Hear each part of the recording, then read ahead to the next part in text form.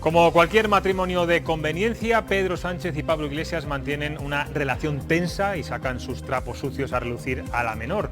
No obstante, no se preocupen, que va a ser un amor duradero, más seguro de lo que fue la unión entre PP y Ciudadanos con España Suma. Pablo Casado se ve ahora fuerte y se autoerige como líder de la derecha tras distanciarse de Vox y por eso entierra cualquier tipo de acuerdo con Inés Arrimadas. La COVID también está sirviendo para fijar posiciones en el endiablado tablero político de este país. Aquí arranca Cuestión de Prioridades.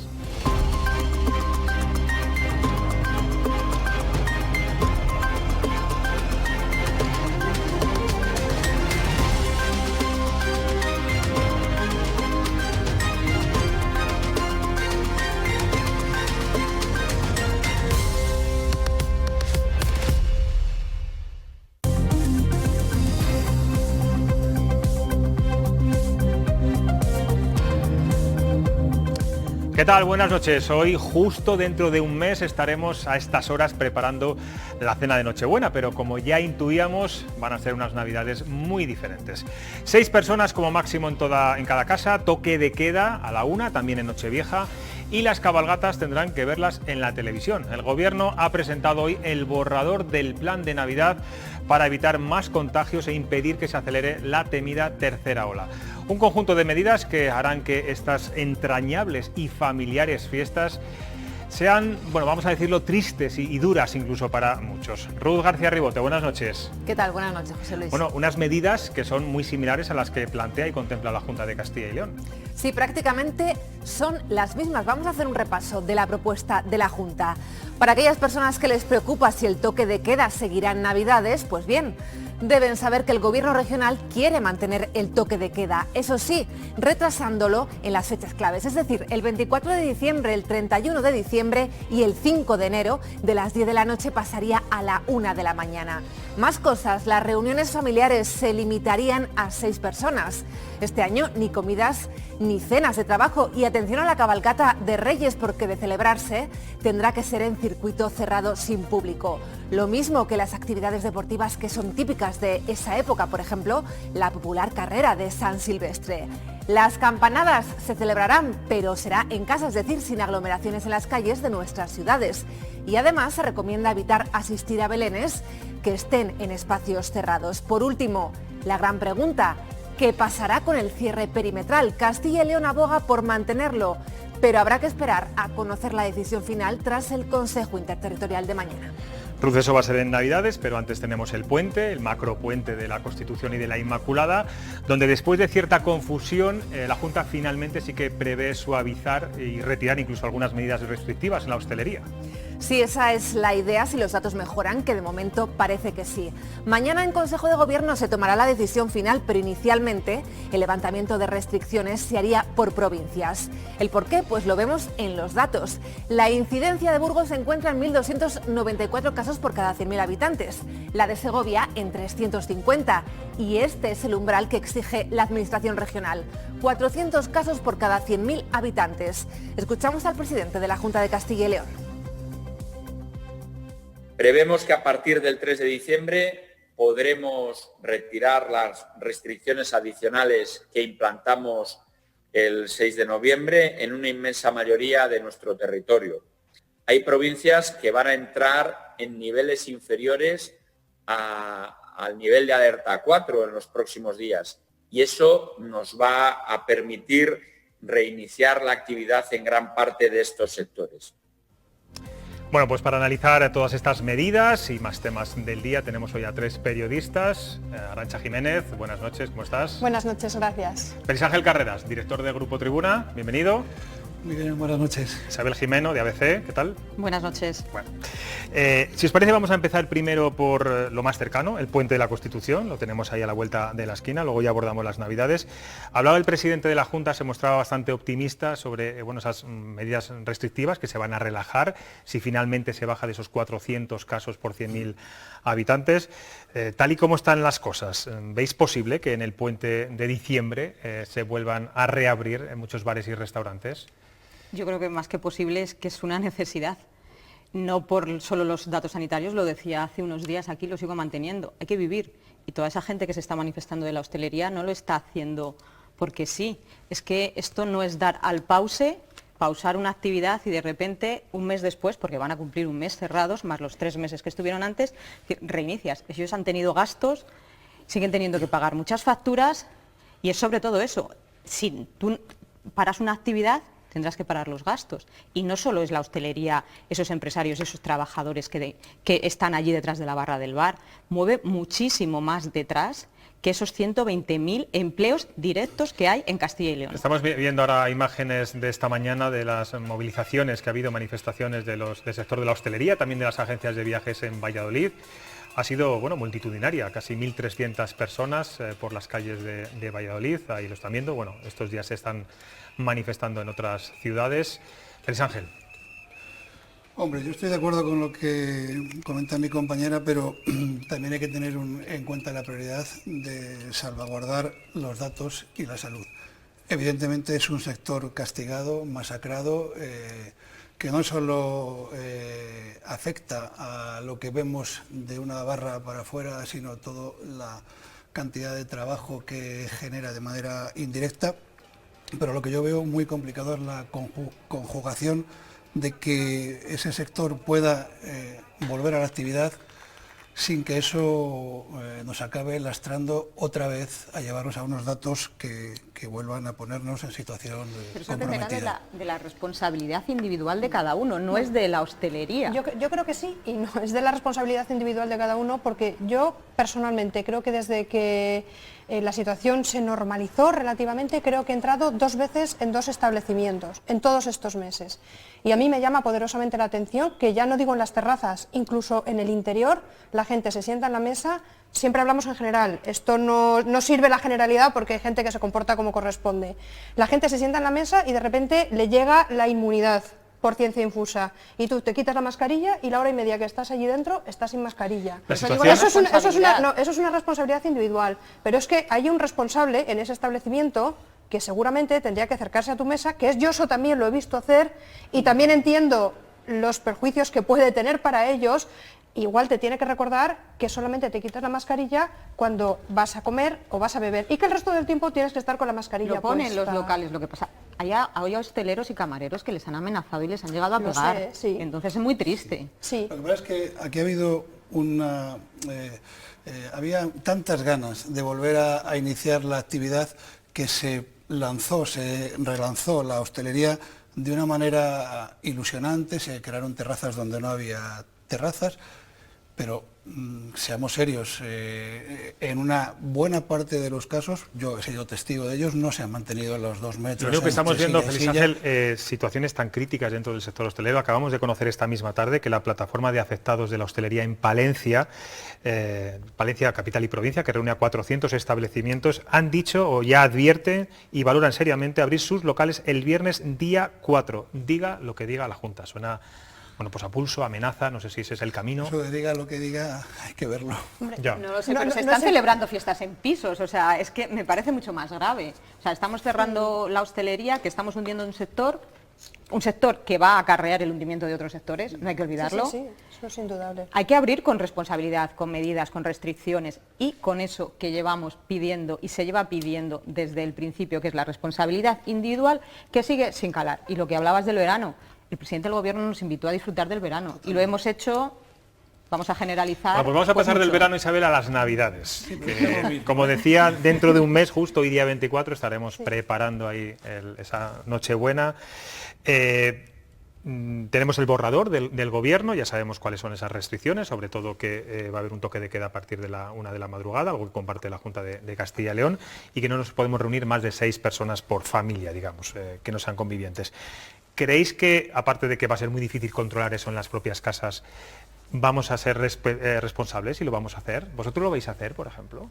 Yo personalmente... Me imagino que aquí no vas a decir no, que no. No, en cualquier caso, yo digo que personalmente sí, lo primero porque tengo la convicción y lo segundo porque tengo un entorno de personas de riesgo cuya salud depende de mi comportamiento y eso en el fondo es lo que yo creo que todos deberíamos de pensar, que ya no se trata solo de nosotros, sino de las personas que están a nuestro alrededor día a día, a quienes tenemos que cuidar porque en caso de enfermar están en una situación mucho peor que yo, personalmente.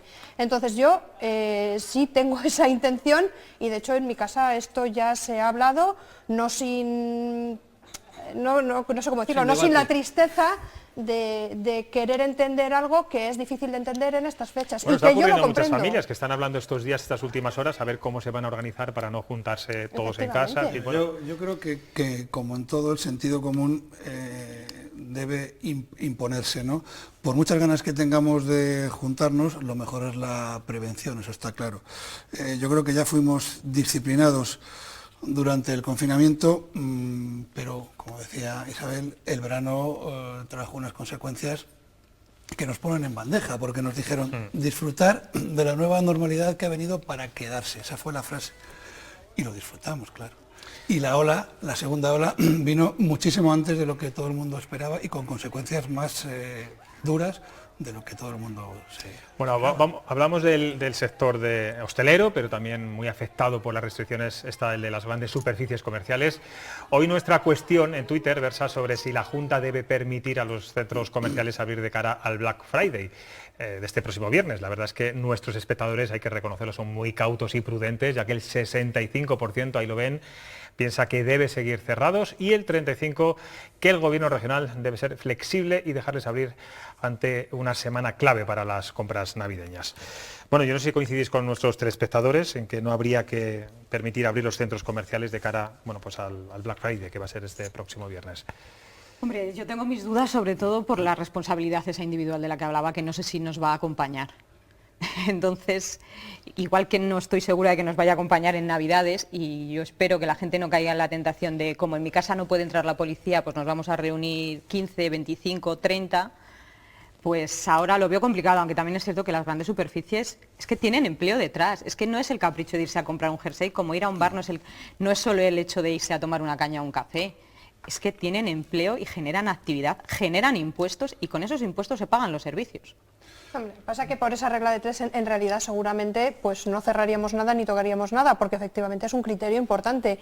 Yo lo de las grandes superficies lo entiendo a medias, porque igual antes que las grandes superficies habría que dejar que la hostelería se manejara solamente con las terrazas al aire libre, por ejemplo, porque las grandes superficies hay que haber entrado en estos meses a alguna gran superficie algún día para llevarse las manos a la cabeza, y yo personalmente acordarme mucho del aforo de 25 personas en los teatros, en las salas de cine y demás, cuando allí había gente sin control. Y que no está al aire libre, hay que recordarlo. No, por supuesto, pero quiero decir, ni el centro comercial está al aire libre en el momento en el que tú ingresas, ni el teatro está al aire libre, con lo cual están en ese sentido en igualdad de condiciones, y los controles de afluencia de gente, vamos, no ha tenido absolutamente ni las restricciones nada que ver unas con otras. Permitidme que voy a volver a hablar con Ruth, porque tenemos que seguir hablando de muchas cosas. Hemos hablado del puente de diciembre, de las Navidades, y después, en enero, si todo sale bajo lo previsto, comenzarán a llegar las vacunas a España. Ruth García, de nuevo, ¿cómo va a ser esa llegada de las vacunas en Castilla y León? Pues lo adelantaba esta misma mañana la consejera de Sanidad. Nuestra comunidad contará con 300.000 dosis de la vacuna Pfizer en el primer trimestre del 2021. Irán destinadas principalmente a dos grupos. Los residentes de centros de mayores y atención a la discapacidad, se calcula que unas 50.000 personas, y los sanitarios, alrededor de 100.000 profesionales. La vacunación requiere de 2 dosis, con lo que así se agotaría esa primera tanda de vacunas, las 300.000 dosis. Ya en la segunda fase se abriría la vacunación a mayores de 80 años que no vivan en residencias, y también, José Luis, a otros profesionales de la sanidad. Gracias, Ruth. Bueno, yo no sé cómo lo veis, si sois tan optimistas como son nuestros políticos. Desde luego que es una buenísima noticia que en enero ya empiecen a vacunarse, pues, sobre todo a las personas que tienen más riesgo. Sí, el calendario se respeta, es una noticia excelente. Yo personalmente sí que me fío de las vacunas de Pfizer, de Moderna. Tenía mis dudas y las tengo con la rusa, como creo que la gran mayoría. Y creo que sí, la cuestión que viene después de la noticia es cómo vamos a estructurar el calendario de vacunaciones para que todo se pueda conjugar, para que no se colapsen los centros de salud, para que podamos tener un calendario bien estructurado y que se pueda ir, como dice el ministro, por fases y por grupos. ¿Creéis que está la atención primaria preparada en estos momentos para asumir tanto volumen de trabajo? No. Así de contundente lo digo, si ya con la vacuna de la gripe que es cierto que este año ha habido más demanda, porque sí que se ha llamado a vacunar a más gente, quizá hay más miedo, hay más gente que se ha vacunado. Hay centros de salud que no dan más de sí, además de toda la labor que están haciendo, de llamar a los pacientes, que se hacen una PCR. No lo veo preparado, además de que me parece muy precipitado, y una de las cosas que sí que quería decir respecto a las vacunas es que espero que esta buena noticia, que es una buena noticia, que haya una vacuna, no nos aliente y no nos anime a relajar las medidas y las precauciones. Me parece muy arriesgado lanzar tan pronto las campanas al vuelo, justo con estas dos fechas que tenemos a la vista, que son el puente y las Navidades, como diciendo, y en enero empezamos a vacunar. Arantxa. Yo, hoy escuchaba en televisión las declaraciones del portavoz de una plataforma de médicos de atención primaria diciendo que la atención primaria en este momento no está preparada para poder dar la cobertura a la vacunación de COVID. Y esto lo dicen los propios profesionales, que efectivamente están en una situación espantosa. Lo estaban en abril y lo siguen estando ahora. Respecto a las vacunas, me provoca una alegría enorme, me demuestra que cuando hay recursos e intención por parte de los gobiernos, la ciencia trabaja rápido y da resultados rápido, o sea que eso significa que no hay que bajarse de este carro, que hay que seguir destinando recursos para otras muchas cosas. Y yo hace poco hablaba con uno de los virólogos afamados que han salido en estos últimos tiempos, españoles residentes en otros países, y decía que posiblemente en primavera pudiera haber 4 o 5 vacunas en el mercado, lo cual iba a facilitar mucho la vacunación de mucha gente. Y hoy escuchaba también a otra persona decir, un ingeniero español, también profesor en una universidad extranjera, diciendo que ellos habían planteado, para que las administraciones en todos los países lo pudieran tener en cuenta, que igual el sistema de vacunación no tendría que ser este que se ha propuesto en España y en el resto de países. Primero el personal de riesgo y luego todos los demás, sino primero las personas que más interacción tienen con otras personas, por ejemplo, pues sí, en este caso los hospitales, pero igual también los supermercados. O sea, todos estos servicios que tienen un contacto directo con mucha gente en el día a día, igual no los grupos de riesgo como nosotros lo tenemos aquí concebido, ¿no? ¿Te pondrías la vacuna de los primeros, Félix Ángel? Siempre Sí. se lo hago a los tertulianos, sí, ¿no? Sí. Isabel y Arantxa. Sí. De los primeros no. Los primeros no. Bueno, Soy así de desconfiada. No soy antivacunas para nada, tengo todo el calendario vacunal completo y lo haré, pero soy de esa más de la mitad de la población que no se la pondría de los Pero primeros. me parece interesante lo que decía Isabel sobre ese optimismo psicológico, ese caldo de cultivo que se puede crear ahora. A partir de ahora van a empezar a abrir los bares y restaurantes, se van a relajar muchas medidas, la vacuna está ahí en enero. ¿Eso puede producir un efecto de relajación entre los ciudadanos? Recordar que nos ponemos la vacuna pero no nos quitamos la mascarilla. Porque mucha gente ya está pensando que la mascarilla De va hecho, a ya ir se está fuera. hablando que todo el 2021 vamos a tener que seguir con la mascarilla puesta. Eso está claro, sí. Mientras solo sea el 2021 vamos bien. Bueno, sí. Como poco. Y bueno, yo quería apuntar sobre el tema de los centros de atención, de la atención sanitaria, la primaria. Bueno, el presidente Sánchez dijo el domingo que iba a haber 13.000 puntos para la vacunación. En España hay 13.122 centros de salud. Y yo creo que consultorios rurales y también. consultorios, sí. Y yo creo que puede haber algún tipo de solución intermedia para evitar el colapso. Hay algunas residencias de ancianos que por su cuenta ya ponen, por ejemplo, la vacuna de la gripe convencional.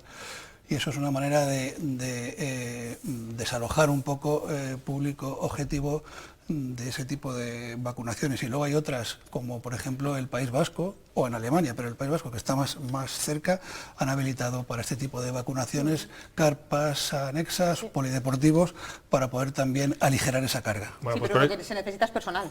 Sí, bueno, Sí, eso está claro. es evidente que tiene que haber un refuerzo de atención porque si no es imposible. La acumulación de gente va a ser muy grande y solo se puede conseguir con más gente. Bueno, pues con estas ideas que está lanzando Félix Ángel Carreras a Verónica Casado, la consejera de Sanidad, a ver si le coge el guante, nos vamos a ir a publicidad. A la vuelta tendremos al director del Instituto Castellano y Leonés de la Lengua, Gonzalo Santoja, que hablaremos, por supuesto, de la ley CELA y de la eliminación del castellano y del español como lengua vehicular. Enseguida volvemos.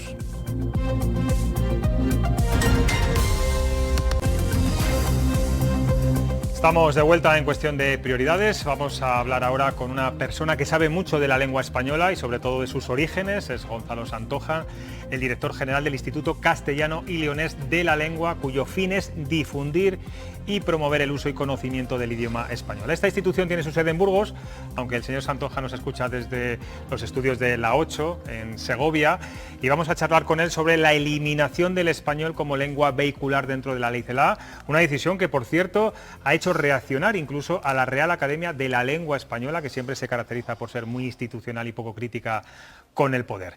Buenas noches, señor Santonja. Buenas noches. Bueno, académicos, intelectuales y gente del mundo de la cultura ha advertido del peligro de eliminar el español como lengua vehicular.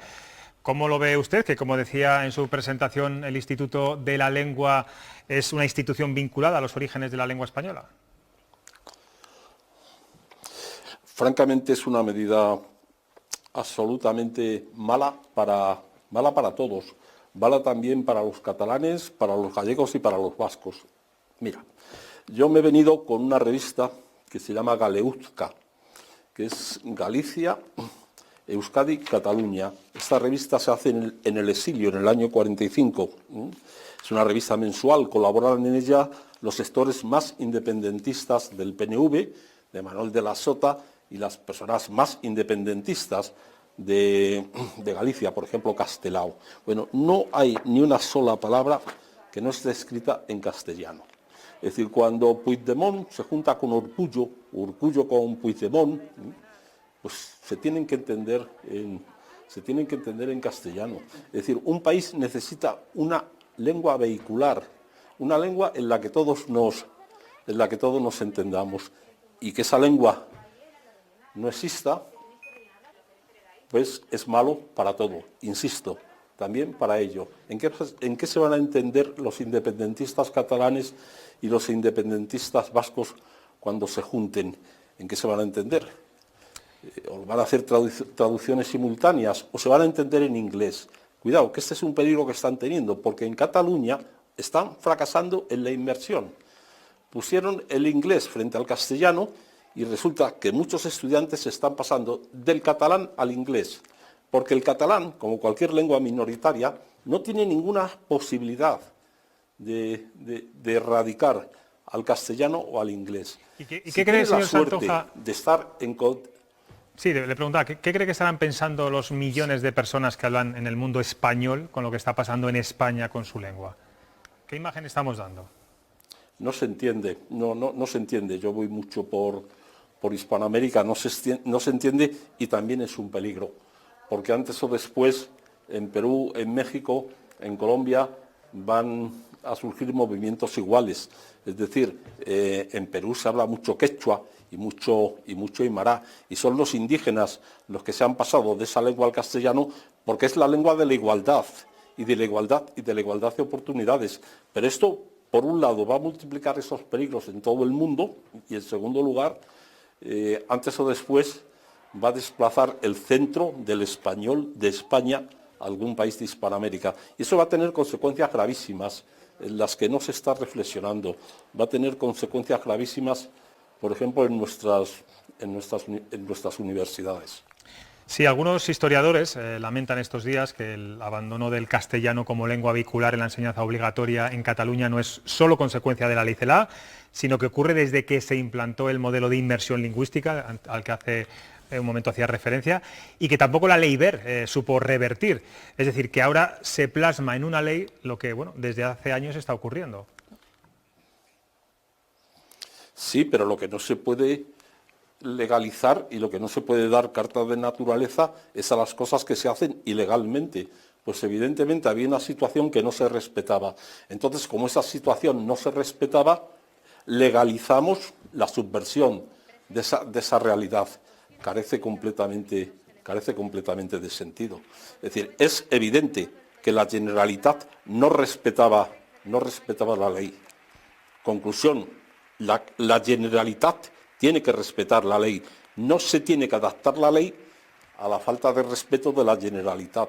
Esto parece una cosa de bastante sentido común. Hay muchas cosas que se hacen y están prohibidas. plantar marihuana, yo qué sé, hay infinidad de cosas.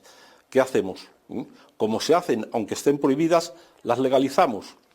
En fin. ¿Y es compatible un Estado que preserve y asegure el carácter vehicular de su lengua oficial, en este caso el castellano, el español, y a la vez no perjudique a las lenguas propias de cada territorio? ¿O esto, al fin y al cabo, estamos hablando de una cuestión meramente política? Es que las lenguas no discuten, ni se pegan, ni guerrean unas contra otras, son las personas. El catalán y el castellano han coexistido. Cataluña ha sido siempre bilingüe, ahora mismo, en cuanto a lengua materna. Ahora mismo, por otra parte, es mayoría las personas en Cataluña que tienen como lengua materna el castellano. Esas personas, ¿qué se les va a hacer? Se les va a obligar contra todos los dictámenes de la UNESCO, se les va a obligar a una inmersión en una lengua que no es la suya. Es una barbaridad. En todos los sentidos es una barbaridad. Lo que había que buscar era la conciliación. Es decir, el catalán y el castellano han coexistido durante muchos años. El catalán necesita el castellano porque cualquier lengua minoritaria, insisto, necesita una lengua universal a su lado para difundirse, para fortalecerse, y es lo que había que buscar, la conciliación entre las distintas lenguas. En fin, esta situación de que en España se hablen varias lenguas no es una situación insólita. Eso también pasa en Alemania, eso también pasa en Francia, pero a ningún francés se le pasa por la cabeza que el francés deje de ser la lengua vehicular, etcétera, etcétera en Alemania, etcétera, etcétera en Inglaterra, etcétera, etcétera en Italia. ¿Se os antoja? Al extremo que aquí se había llegado... Sí. Tenemos 3 periodistas aquí que sí. también quieren formularle alguna pregunta. Isabel Jimeno, por ejemplo.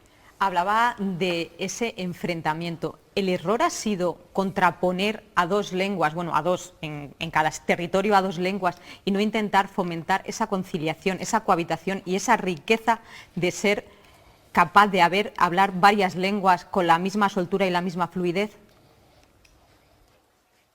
Vamos a ver, aquí hay un problema muy serio, hay un problema político muy serio. Una persona que haya nacido en el año 2000 o en el año 2002 ya ha conocido 4 leyes de educación.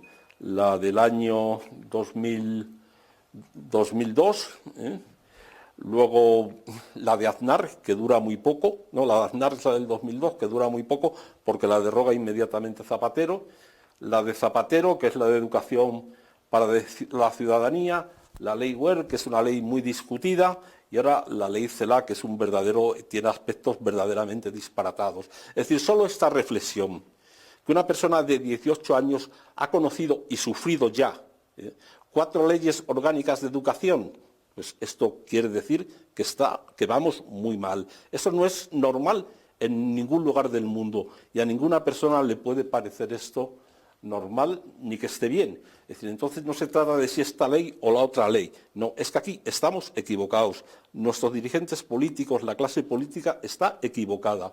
Tienen que sentarse a hablar, tienen que dialogar y las leyes de educación no pueden ser ni de unos ni de otros. Tienen que salir por absoluto consenso. Y esto no tiene vuelta de hoja. Y en la dinámica que estamos es una dinámica absolutamente desastrosa. Félix Ángel Carreras también le quiere... Al guerra civilismo y al enfrentamiento. Félix Ángel Carreras también le va a formular una pregunta. Yo le quería preguntar a Gonzalo qué opina de lo que está pasando con esta nueva ley en el concepto del español como industria económica y las consecuencias que puede tener. No, las consecuencias van a ser gravísimas, las consecuencias son gravísimas, potencialmente son gravísimas ya, y lo van a hacer a muy corto plazo, y significa un descrédito de la marca España, y puede significar el desplazamiento del centro histórico del español. En México ha habido ya tendencias de erigirse en el centro del español. El español en su proyección a Norteamérica es el español fundamentalmente mexicano, y esto evidentemente debilita el papel de España. Por último, con todo lo que eso implica, con todo lo que esto implica. Arantxa Jiménez también le va a formular una pregunta. Yo le quería preguntar un poco, matizando lo que le han preguntado mis otros dos compañeros, de facto, ¿cómo se puede recuperar ese encaje de las dos lenguas en las comunidades autónomas que tienen lengua, que hablan castellano y tienen lengua propia? Y por otra parte, incidiendo un poco en lo que decía Félix Ángel también, hablaba de esas consecuencias tremendas. ¿Cuáles pueden ser, incluso desde la perspectiva económica, esas consecuencias para el sector que vive del español? Vamos a ver, hay un principio de la UNESCO que es que las personas deben ser educadas en su lengua materna. Entonces la conciliación entre el castellano y el catalán en Cataluña no puede desconocer esta evidencia. El 40 y pocos % de la población tiene como lengua materna el catalán. El 50 y muchos % de la población tiene como lengua materna el castellano. Aplicando los principios de la UNESCO, que son principios universales que todos debemos respetar, no se puede obligar a una inmersión lingüística en catalán a quienes tienen como lengua materna el castellano, y no se puede obligar a una inmersión lingüística en castellano a quienes tienen como lengua materna el catalán. Hay que buscar la conciliación a partir del respeto de lo que son los principios universales, y los principios universales están clarísimos.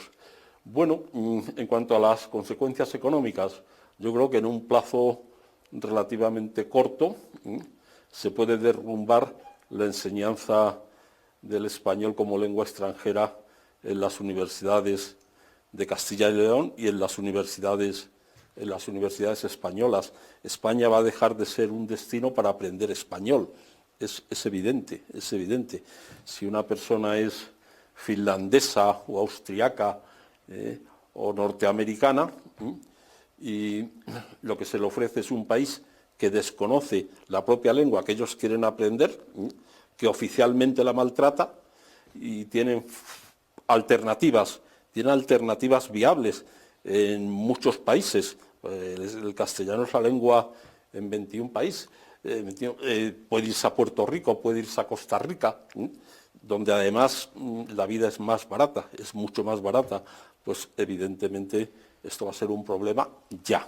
Pues Gonzalo Santonja, esperemos que ese pronóstico no se cumpla. Estoy pensando en su tierra, en Salamanca, el desastre que supondría para la Universidad de Salamanca, por ejemplo, y para la ciudad. Y muchas gracias por atender a Castilla y León Televisión. Encantado, muchas gracias. Bueno, vamos a cambiar ahora de asunto. Quiero ahora analizar con los tertulianos el posicionamiento de Pedro Sánchez y de Pablo Casado durante los últimos días. El presidente del gobierno lidera la llegada de la vacuna a España y además intenta, bueno, pues arrinconar sin éxito a Pablo Iglesias en la gestión de los fondos europeos. Se agarra y quiere tener protagonismo en las únicas noticias positivas de los últimos meses. Y por su parte, Pablo Casado se distancia de Vox y ya no quiere oír hablar de fusiones con Ciudadanos y no va a buscar pactos con ellos. Simplemente sí que va a acercarse al PSOE, lo ha dicho hoy en los presupuestos. Bueno, os pregunto, ¿cómo veis la estrategia de Pedro Sánchez? Se está, bueno, como vemos, acaparando las noticias positivas, se arrima a contar cosas y anuncios que realmente, bueno, son esperados. Sin embargo, bueno, pues la guerra y la tensión entre él y Pablo Iglesias parece que, como decía yo al principio, es un matrimonio de conveniencia, ¿no? Yo creo que si no estuviera el tema del COVID en nuestras vidas, sería esto el principal tema político, por supuesto, y de la información. Pero yo sinceramente veo que Pablo Iglesias va ganando batallitas en el gobierno de coalición. Pedro Sánchez ha querido quitarle de medio con el tema de los fondos europeos, solo dejaba a la ministra de Empleo, creo, en ese grupo. Sí. Bueno, le debía ya una a Iglesias por su acuerdo con la enmienda de los desahucios con RC y Bildu, que, bueno, ha sido público que no desconocía el propio presidente. Claro, pero al final Pablo Iglesias va a estar en esa comisión, en ese grupo en el que al final creo que van a estar todos los ministros, ¿no? Va ganando sus batallas, creo que es una estrategia inteligente la que tiene Pablo Iglesias en ese sentido, y le va desgastando, pero bueno, yo creo que ahora con la aprobación de los presupuestos la legislatura va a estar más que garantizada y nos van a dar más momentos de gloria como este. Hombre, yo creo que es que se necesitan. Entonces van a aguantar carros, carretas y todo lo que sea posible, porque su obsesión no es gobernar, es mandar, que es cosas, son demasiado diferentes. Y yo que tengo perro, son como dos machos dominantes. Macho alfa, que hoy hemos conocido que va a entrar en la nueva RAE, ¿no? Como concepto. Bueno, pues no quería decir yo así, pero bueno, machos dominantes en los que los dos quieren tener su protagonismo y han llegado al poder y no están dispuestos a irse tan pronto y saben que se necesitan. El uno sin el otro no hay gobierno, porque no tienen mayoría absoluta, con lo cual van a aguantar todo lo posible. Lo que no sé si se están dando cuenta es que esa pelea interna, que no es interna porque al final trasciende, repercute en España, que es el país que debían gobernar. ¿Y nos parece que trasciende, como dice Isabel, demasiado, que estamos conociendo al detalle cada una de las tensiones entre Pablo Iglesias y Pedro Sánchez? Y te pregunto además, Arantxa, ¿quién suele ser el que filtre este tipo de cosas? Porque hoy hemos conocido que Pablo Iglesias se había enfadado, que le había llamado por teléfono, casi en directo, íbamos sabiendo esta mañana, bueno, pues todas esas tiranteces que ha ocurrido a raíz de esta gestión de los fondos europeos. Yo creo que en este caso parece ser que por primera vez, de hecho, Pablo Iglesias sabía de antes, esto ha salido publicado, sabía de antes que él no iba a formar parte de esa comisión y había aguantado hasta ayer, creo, o hasta hoy, para trasladar su queja al presidente del Gobierno. Por tanto, yo creo que se ha durado más días sin sacar el trapo sucio, que es una cosa absolutamente espantosa. Yo personalmente creo que en todos los gobiernos de coalición pasan estas cosas. O sea, como han estado hace 4 días en la Comunidad de Madrid, pues igual. ¿Por qué? Pues porque se necesitan para gobernar, pero Ciudadanos decide una cosa o querría hacer una cosa, la presidenta de la comunidad quiere hacer otra, y al final esto es una conveniencia aquí, en Madrid, en la Moncloa. Bueno, aquí en Castilla y León es verdad que no estamos viendo este tipo de tensiones, no, que las habrá, seguramente las haya diariamente. Y por otra parte decir también que se agradece, porque como Ciudadanos hay momentos en los que la imagen es absolutamente penosa. O sea, hay cosas que no, yo no digo que no tuvieran que trascender, pero que habría que tener otra elegancia con determinadas cuestiones, porque la ciudadanía, en los tiempos en los que estamos, vive las cosas de una manera totalmente distinta. Pero insisto, yo creo que es importante que se sepa y que se entienda que en los gobiernos de coalición pasan esas cosas y que son dos partidos de ideología distinta y que chocarán en muchísimas cuestiones, como chocan en las otras muchas administraciones en las que puedan gobernar, y esto es así y es normal.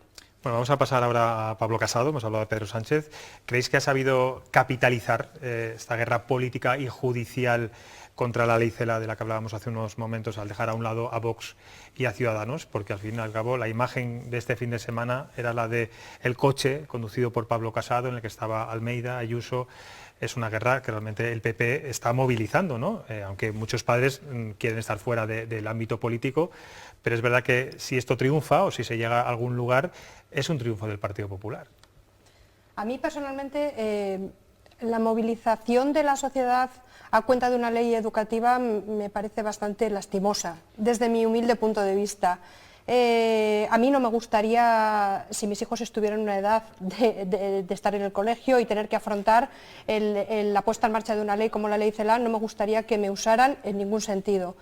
Dicho lo cual, ¿hablas de los menores o hablas de los padres? No, hablo incluso de los padres. Es decir, bueno, ya no te digo de los padres que usan a sus hijos para posicionarse. Los padres van de forma voluntaria. Sí, ya, pero aún así yo considero que igual hay que tratar de llegar a pactos y de llegar a acuerdos y llegar a consensos en otros sitios y no movilizar así a la gente en la calle, y menos en un momento como este.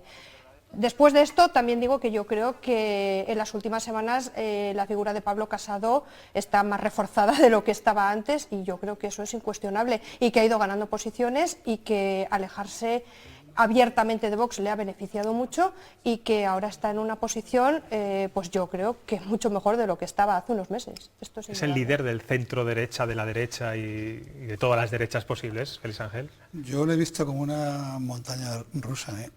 Ha ido bajando y subiendo de criterios y de puestas en escena y de planteamientos políticos, y no tengo tan claro que tenga o que se haya ganado ese liderazgo. Si se autoproclama, bueno, tiene que demostrar todavía muchas cosas, y también creo que al final de todo esto, tanto en un lado como del otro de la política española, es una cuestión de sumas, y si está de espaldas a la gente con la que puede llegar a sumar para teóricamente poder gobernar, lo va a tener muy complicado.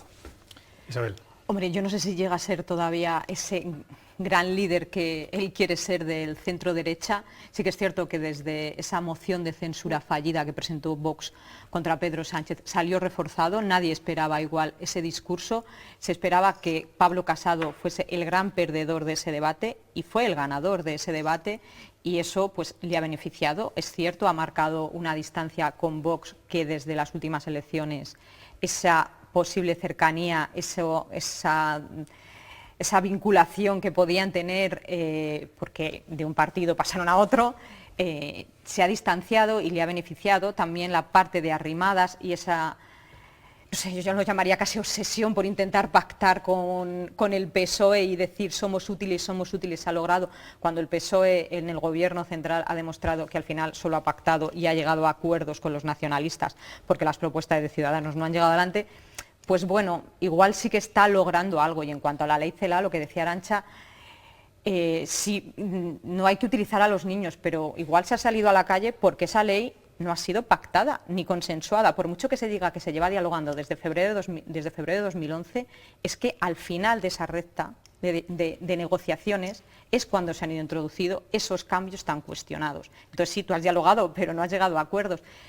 Y sobre todo, decía ayer el portavoz de la Conferencia Episcopal, le teníamos aquí en el plato de cuestión de prioridades, reconocía que este gobierno no había negociado con cada uno de los sectores afectados por la ley Celaá, ni con los padres, ni sindicatos, ni colegios, ni con la propia Iglesia.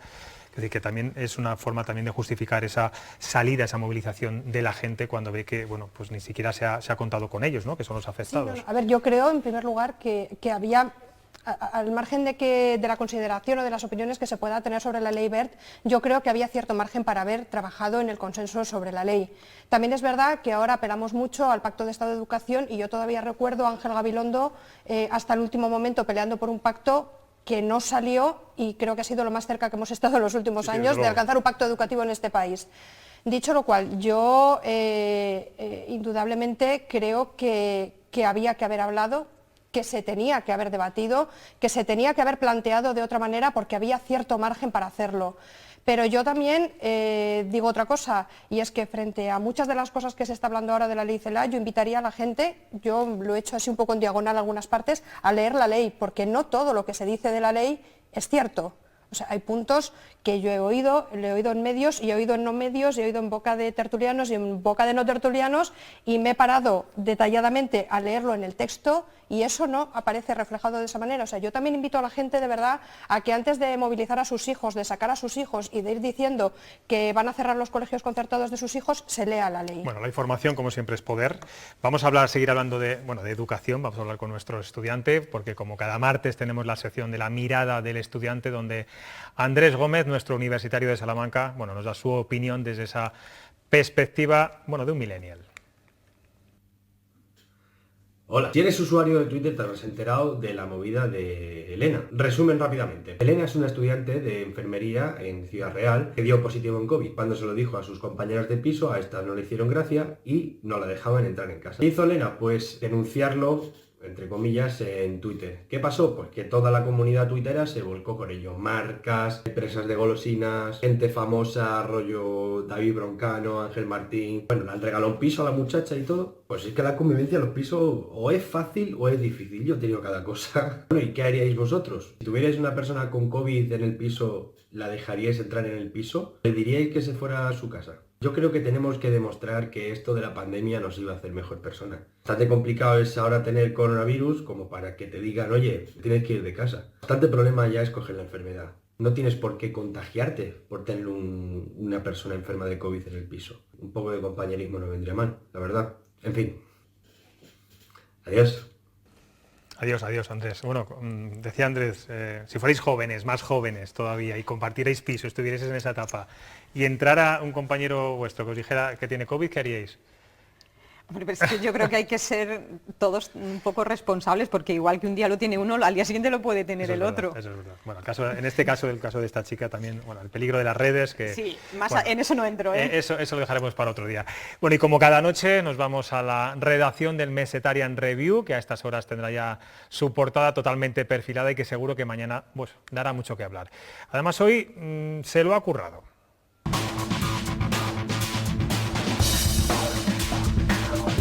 Buenas noches, José Luis. ¿Qué das color a lo gris? En la edición de mañana de Mesetarian Review llevamos en portada un nuevo recurso económico para Castilla y León. El vacunoturismo. Se trataría de ofrecer nuestras bodegas para realizar en ellas las catas de la cosecha de 2020. Un Pfizer de maceración carbónica, un AstraZeneca de crianza, un Moderna Gran Reserva o, por ejemplo, un Hansen Magnum. En Mesetarian Review, nuestro horizonte en esto.